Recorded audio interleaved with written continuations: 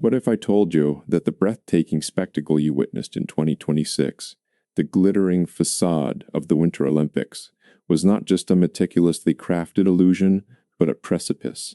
What if I told you that beneath the perfect powder and the dazzling light shows, a profound and horrifying truth was bubbling to the surface, threatening to engulf the very foundation of global sports? And what if I told you that the guardians of this global spectacle, the powerful figures you trusted to deliver unity and competition, found themselves caught in a trap of their own making, a trap woven from unchecked ambition, technological hubris, and a breathtaking disregard for the very values they claim to uphold? You scrolled past the initial headlines, didn't you? You saw the celebratory recaps, the record-breaking performances, the stories of human triumph. You absorbed the official narrative, expertly curated and delivered. But what they didn't tell you, what most people still have no idea about, is the dark heart of Veridian Peak. They didn't tell you about the environmental catastrophe lurking beneath the artificial snow. They didn't tell you about the insidious technology that didn't just augment performance, but manipulated minds.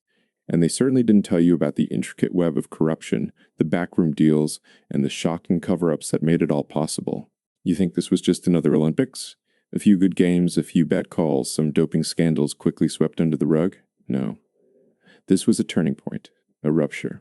This was the moment the accepted truth about global sports, about mega events, about the very institutions we place our faith in, shattered into a million pieces. Most people are still caught in the afterglow, still replaying the highlights, still buying the official story. But by the time you finish this video, you won't be one of them.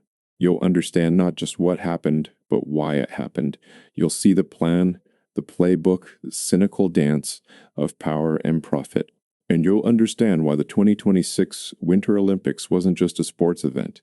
It was a profound warning, a mirror held up to a society increasingly willing to sacrifice truth and integrity for spectacle and control.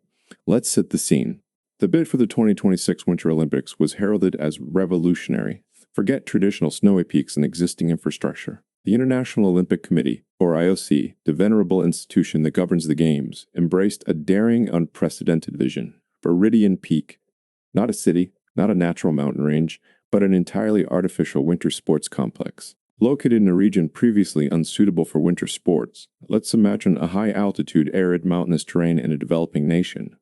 Veridian Peak was marketed as the ultimate sustainable games. The narrative was intoxicating. Carbon-negative snow production, AI-managed climate control, zero-waste infrastructure. It was pitched as the future, a triumph of human ingenuity over environmental limitations, proving that the games could go anywhere, anytime, under any conditions, all while being exquisitely green. The host nation, desperate for global recognition and economic uplift, bought in wholeheartedly, pouring billions into this technological marvel. Corporate sponsors lined up, eager to hitch their brands to such an innovative, forward-looking spectacle. The media, largely, followed suit, echoing the official line. Veridian Peak was a triumph of engineering, a bold step into the future of sport. And then there was the sport itself. Beyond traditional alpine and Nordic events, Veridian Peak unveiled the centerpiece of its technological revolution, Augmented Athletic Reality, or AAR. This wasn't just about watching a race on a screen. It was about immersive competition.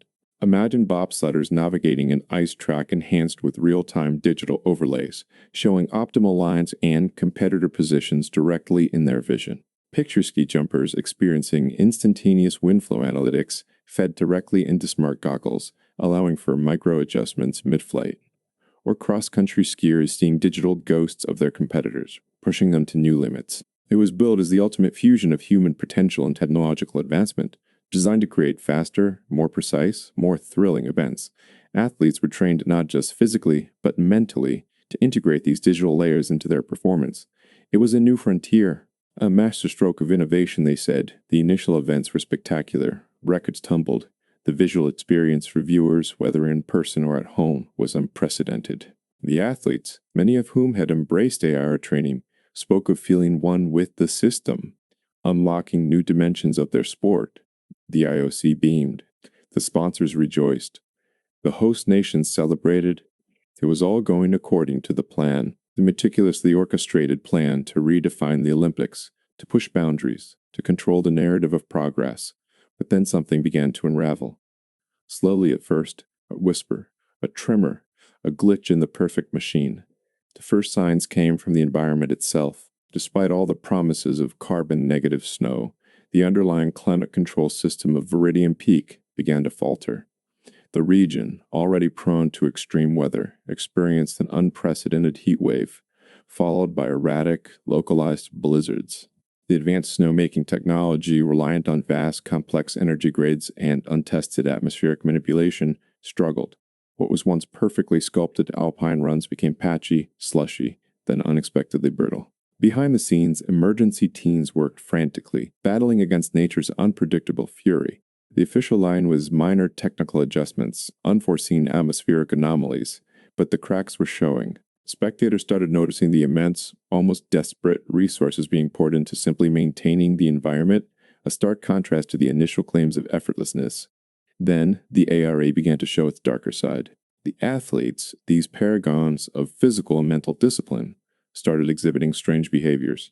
Elite bobsledders, celebrated for their calculated precision, made inexplicable, dangerous errors, often swerving violently into barriers despite their digital guidance.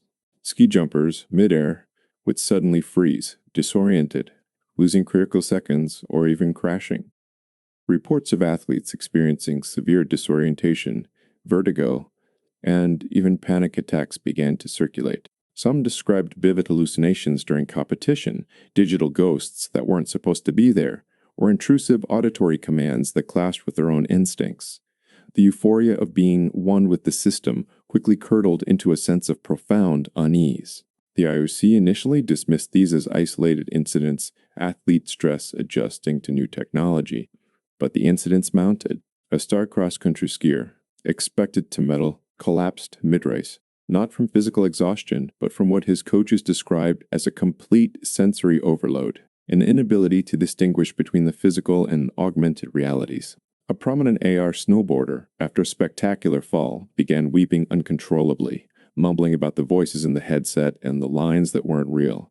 The carefully constructed narrative of technological perfection was crumbling before the world's eyes, but the true magnitude of what was happening only became clear when the whistleblower dropped the bomb. Code-named Prometheus by the clandestine network that aided him, a senior data architect from the AAR development team, working with an independent investigative journalism collective called Spectre Watch, leaked thousands of internal documents, source codes, and communications. The revelations were staggering. First, the carbon-negative claims for Veridian Peak were a sham.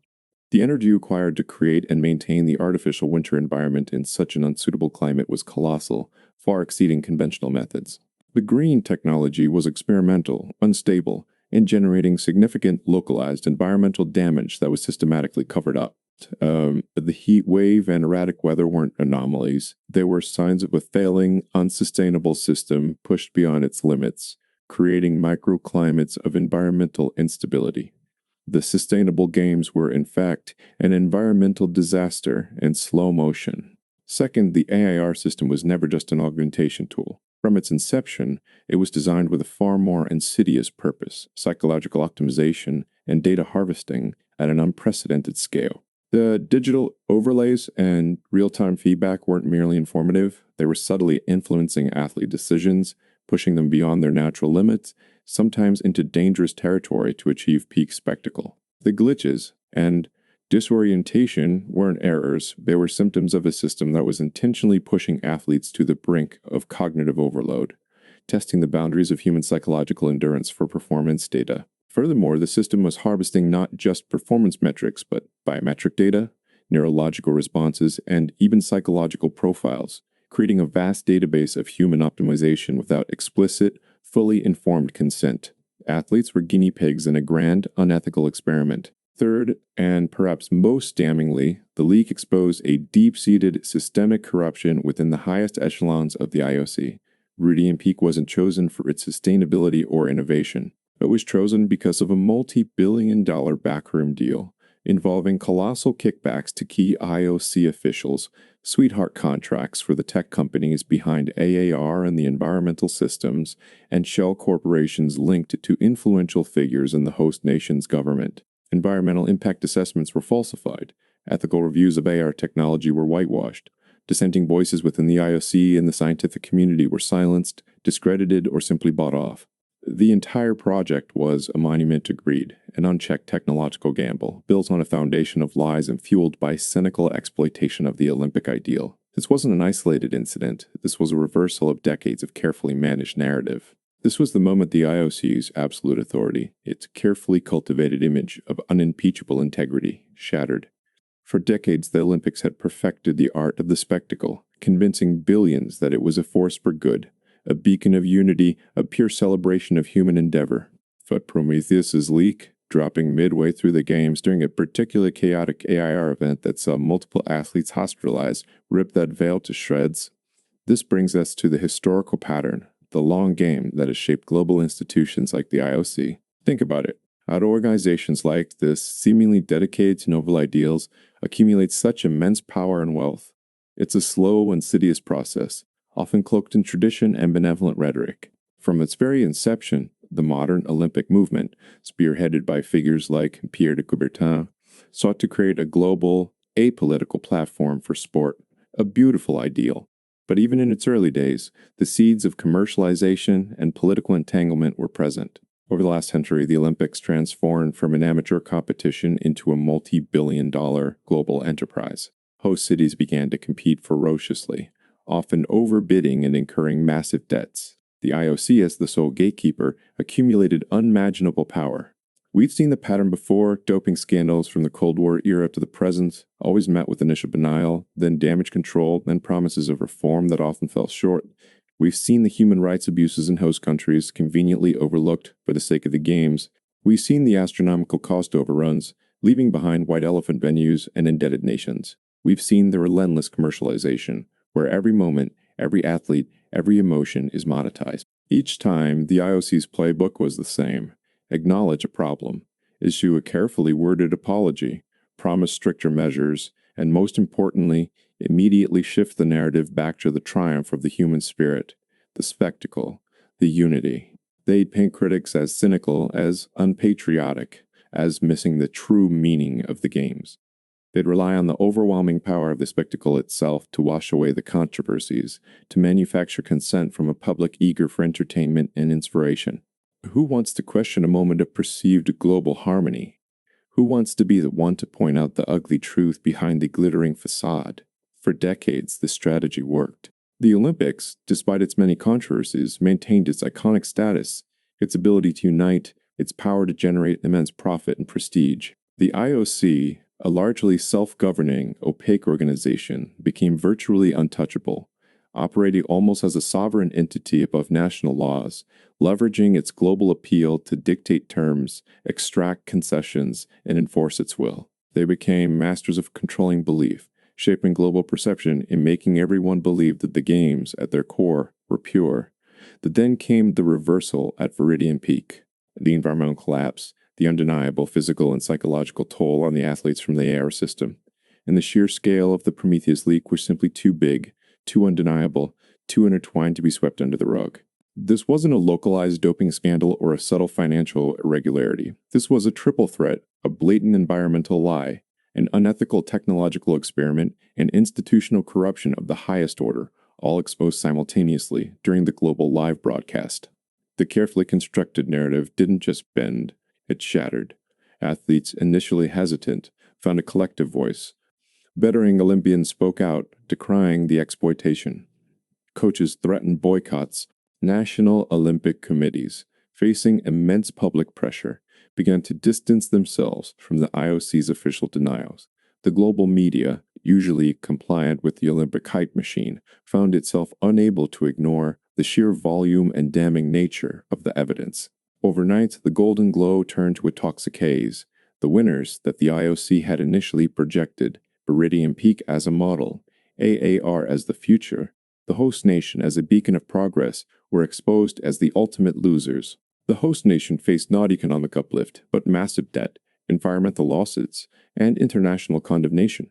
The tech companies behind AAR were embroiled in ethical and legal battles, their reputation in tatters. The IOC itself, once unassailable, was now in full crisis mode, its leadership facing unprecedented calls for resignation and fundamental reform. This wasn't just a tactical blunder, it was a catastrophic strategic failure. The accepted truth that the Olympics are inherently good, inherently pure, and that the IOC is its benevolent steward was revealed as a carefully constructed lie. This was a moment of profound, undeniable clarity. This brings us to the core thesis. The grand zoom out, power, at its most fundamental level, is about controlling belief. Think about it. Why do we accept the authority of institutions, governments, global bodies? Because enough people believe in their legitimacy. Enough people believe in the narrative they present. They've convinced us that the current system is the only system. They've convinced us that certain figures are uniquely qualified to make these decisions. They present us with a curated reality, a carefully managed narrative that serves their interest. The IOC, like many powerful institutions, have perfected this art. They wanted you to believe that the Olympics are apolitical despite undeniable geopolitical influence.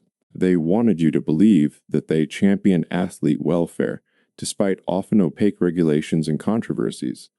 They wanted you to believe that their mega events were economically beneficial, despite consistent evidence of burdening host cities. And they wanted you to believe that Veridian Peak and Augmented Athletic Reality were benevolent innovations, pure progress, even as they pushed ethical and environmental boundaries to their breaking point. They manufactured consent through dazzling spectacle, through heartwarming stories, through the sheer momentum of a global event. This is the playbook. This is how power works, not always through direct coercion, but often through the careful cultivation of belief, through the repeated assertion of a narrative, through the subtle manipulation of public perception, diverting attention from the mundane realities of profit and control to the dazzling heights of human achievement. They want you to believe that complex technological advancements are always for the greater good, so trust the developers. They want you to believe that environmental challenges can be overcome with a simple tech solution, so trust the engineers. They want you to believe that global sports bodies operate with unimpeachable integrity, so trust the committee. But then, something snaps. A crack appears, a moment of clarity. The Veridian Peak fiasco, the Prometheus leak, the undeniable athlete suffering, these were not minor inconveniences. They were the seismic events that exposed the profound disconnect between the official narrative and the brutal reality. It was a high-level institution, usually so adept at damage control, completely unmasked. It was the world seeing, in real time, the dark underbelly of unchecked power and ambition. And when that happens, the belief system begins to unravel. This is the democratic turn. This is where your role becomes paramount. Because skepticism, healthy skepticism, is the ultimate corrective force in a democracy and in global society. It's not cynicism, not nihilism. It's the insistence on asking questions, on demanding accountability, on refusing to accept manufactured consent as reality. They've stopped buying the illusion that a sustainable Olympics can be built in a desert using untested, environmentally destructive technology. They've stopped buying the illusion that athlete augmentation is purely about performance and not about exploitation and data harvesting. They've started asking, who truly benefits from these mega events? At what cost, environmental, ethical, and human, are these spectacles produced? And what happens when a global institution, seemingly beyond reproach, operates without meaningful oversight? Your skepticism, when applied to pronouncements of power from global institutions, from tech giants, from media conglomerates, is a revolutionary act. When you question the official narrative, when you look for the underlying motivations, when you hold institutions accountable, you are engaging in the most vital form of democratic participation. You are forcing power to justify itself, not just assert itself. You are demanding transparency, not just acquiescence. The Veridian Peak disaster didn't just expose corruption. It exposed the vulnerability of a system built on manufactured consent. It showed that even the most glittering, most powerful spectacle can be brought down when its foundational lies are exposed. And by doing so, it empowered you to be more discerning, more questioning, more critical of every claim of progress, every assertion of benevolent intent that comes from the powerful corridors of global organizations. This isn't a niche sports story. This is a battle for the soul of global institutions, for the integrity of human endeavor, and for the future relationship between humanity and technology. Is global sport destined to be a vehicle for unchecked technological experimentation and corporate greed, cloaked in environmental virtue signaling? Or can it be reclaimed as a genuine celebration of human potential, bound by ethics, transparency, and a true commitment to sustainability? This crisis leans heavily towards the latter, but only if the public demands it.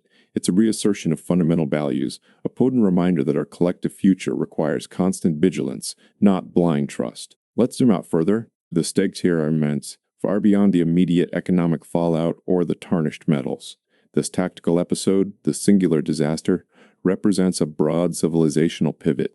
It's a moment that could define the future trajectory of global sports, the ethics of technological integration, and the accountability of supranational institutions in an increasingly complex and interconnected world. We live in an era where global challenges demand global solutions, where technology promises boundless progress, and where powerful institutions wield immense influence. Every new challenge, every technological breakthrough, every global aspiration will be met with calls for bolder action, for more innovation, for less encumbered progress.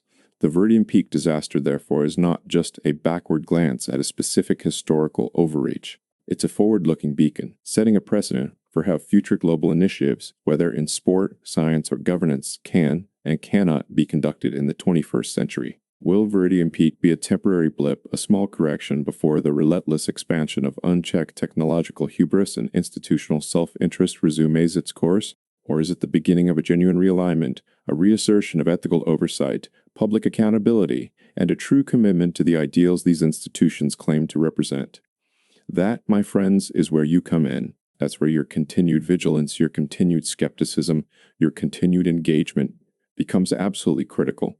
This wasn't just a technological failure or a financial scandal. It was a strategic setback for a particular philosophy of global governance, one that prioritizes spectacle and profit over ethics and genuine sustainability. It exposes the fragility of a system that relies solely on carefully crafted narratives and highlights the robustness of one that demands transparency and true accountability. The masterstroke of the IOC and its partners, their attempt to create an entirely artificial, technologically advanced, sustainable Winter Olympics, has backfired in a way that goes far beyond a mere reputational hit. It has triggered a fundamental realignment of expectations, both for global sports events and for the very concept of progress driven by unchecked power. It has forced a public and athletic community, and hopefully other global institutions, to re-examine what constitutes true innovation versus what is merely an opportunistic expansion of control and profit, cloaked in the language of future-forward ideals. This isn't just about the past, it's about the future. What kind of global spectacle do we want? What kind of technological future do we want? One where powerful institutions can, with the declaration, reshape our environment and exploit our athletes, bypassing ethical boundaries and democratic oversight? Or one where power remains accountable, where checks and balances are not just theoretical constructs, but vigorously defended realities upheld by a vigilant public? The accepted truth has been challenged. The accepted method of global institutional power has been exposed. And the populist through line here is undeniable.